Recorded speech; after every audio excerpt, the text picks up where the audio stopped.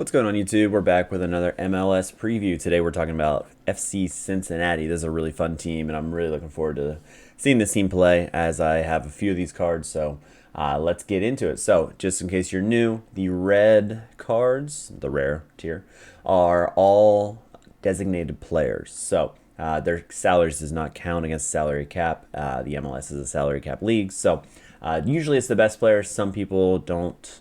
Some teams don't make great deals, and they're not the best players. So the teams that can really smash on their DPs, they are better than everyone else. So let's take a look at this squad, and we're going to start off at goalies. So I am going to say there is an official battle 50-50 at the moment. So Celentano is the under 23 goalie who started last year, took over the job.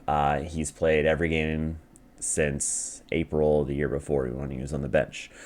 So this is kind of crazy. I know I probably sound stupid, but I have seen reports that he could maybe lose out this preseason. So Alec Kahn's the other one. And see, I play only under 23, so it's really tricky for me because it's not, okay, I'll just pick up Kahn and he's cheap. Well, not the floor price as far as rare, but if he goes for 0.04, that'll be fine. I'll be covered. So as far as under 23, I have Hasal, and he might lose his job if they bring in Yokohama's goalie. It's a tough situation to be in as far as America. Under 23 goalies are going down like flies. So I actually was kind of planning to buy him as a backup plan. Now, I mean, unless you're kind of waiting for New England's Petrovic, I don't really know what you do. But if you look here way back, he was the starter. So Alec Kahn was brought in to be the starter. He was injured, and then last year he kind of just was the bench guy. Celentano was in some good form last year. As you can see, some of these nice performances. Cincinnati was good. So if Kahn wins it out, that would be very depressing as someone who is in the market for Celentano, and I just haven't pulled the trigger yet. So I'm still waiting on that. I'm really rooting for Celentano to win the job, but I did have to touch on that because I'm a little bit worried. We'll get into a guy that I'm not worried about, and I have his super rare, and that is Barriel. So I love this guy. He's a Swiss Army knife. He is a stud. So I have him starting at left wing back, which he played a decent amount of. He can play left mid, get forward. He can play cam, left mid again. Yeah, left attacking mid. He plays everywhere. As far as him, why I bought him, his AAs are unbelievable, especially at the end of the year there. 22.6, 11.9, just solid AAs. And then look at these just unbelievable games. He put up the 100. He's just so solid. Yeah, he'll have some downer games, but I love him. He's great. I have a super rare, so I will be playing him and a mix of other guys that I really like, and I am pumped for under 23 and hopefully getting some rewards this summer, especially when all the leagues die down. I really like him, and if you're playing limited, 0.025 is not that much for a guy that it is a midfielder card, so don't get me wrong, that can do some great things for you. Even the rare 0.22, I know it's a little bit expensive, but it's not the worst thing in the world. I have debated if I had a little bit more funds, I'd get his rare as well. But I'm just going to stick with a super rare to play Rare Pro. Okay, so going to the center backs now. Matt Miazga, coming off of injury, he should be ready. Everything that I've heard, he should be ready for the opener. He's solid. He's kind of bounced his way around. He was once thought of, he could be in Chelsea's team, and he's kind of, dropped off since there. He's bounced around a little bit, but I think he'll have a good year. Cincinnati is solid. I think their back line is kind of what needed work, and I think he'll shore it up a little bit. The other one in the central, I have him playing three in the back, it could change, but is Ian Murphy. He has under 23 eligibility until 2024, and he's another guy that's very cheap. And kind of looking at his price, I might just pick up a rare just for cover, especially if I get Celentano. I might just, play a full Cincy stack because I'm sure one of the players that I'll get to as long as he stays.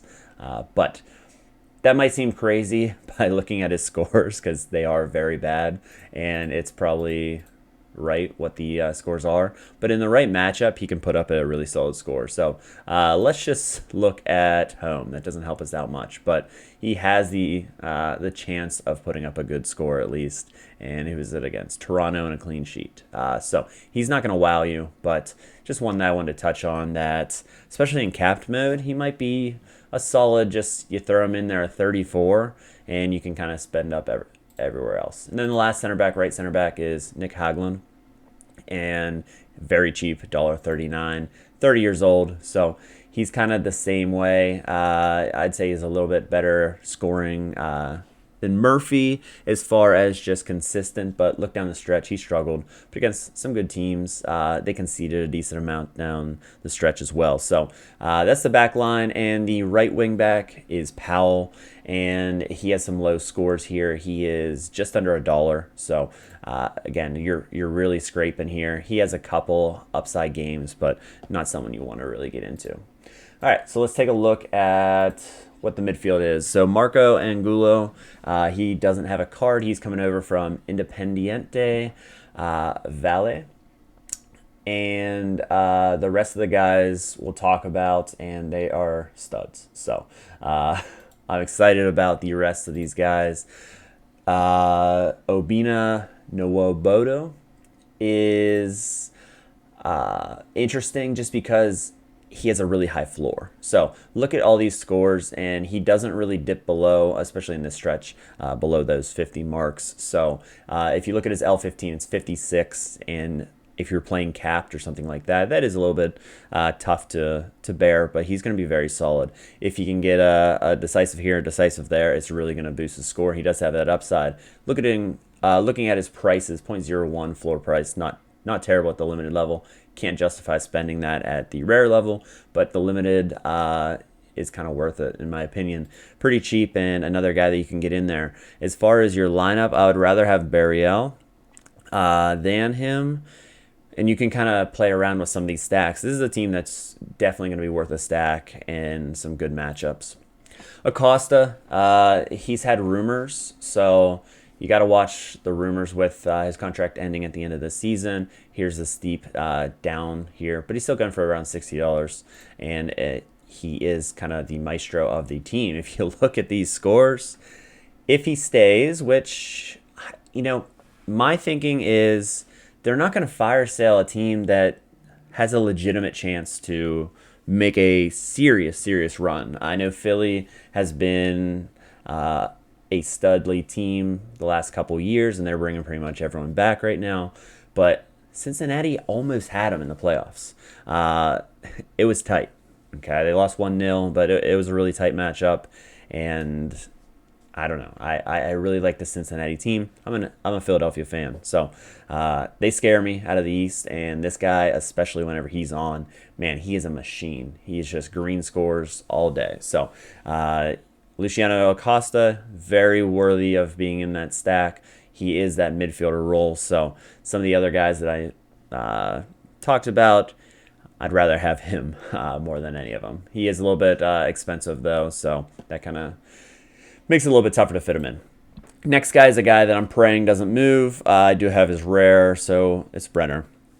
Him going to Torino would be terrible, obviously. All these MLS guys that I've got, if they make a move, it's terrible. The downside of playing MLS under 23 is that super talented. His price has dropped a little bit. I think I paid like 0.4-ish around there.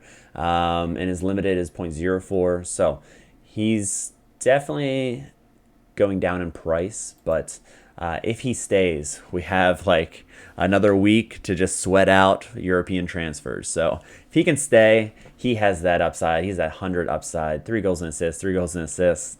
I mean, he's unbelievable. He's gonna bag goals left and right. He's gonna have a floor a lot of times of just 60, just because he's probably gonna get a decisive. He didn't score down the stretch here, and Cincinnati didn't do too awfully well down the stretch. But you know, if he goes goalless, you can live with that because he's going to have huge game after huge game. And this is an upside that, especially if you paired the two together, Acosta and him, I know it wouldn't be in under 23, but if you paired them together, it'd be ridiculous. Then the last player is striker Brandon Vasquez. He is another, he's like the same around price. He loses his under 23 eligibility at the end of halfway point this year, June 30th. So he's another guy that he is like the more stable of the two between Brenner and himself. He doesn't have, I won't say he doesn't have the upside, but he doesn't hit his upside as much. But he is going to hit his 60 pretty much. I mean, 60% of the time. It works every time, right? Unbelievable scores. He is a decisive machine. Unbelievable player. And another guy that you're going to stack. So if we bring this back up, they have so many good options as far as the entire team. Barrial, I really like. You can do an under 23 stack if Celentano wins the position. You could go Celentano. Murphy, I'd rather have someone from another team, but you could put him in there.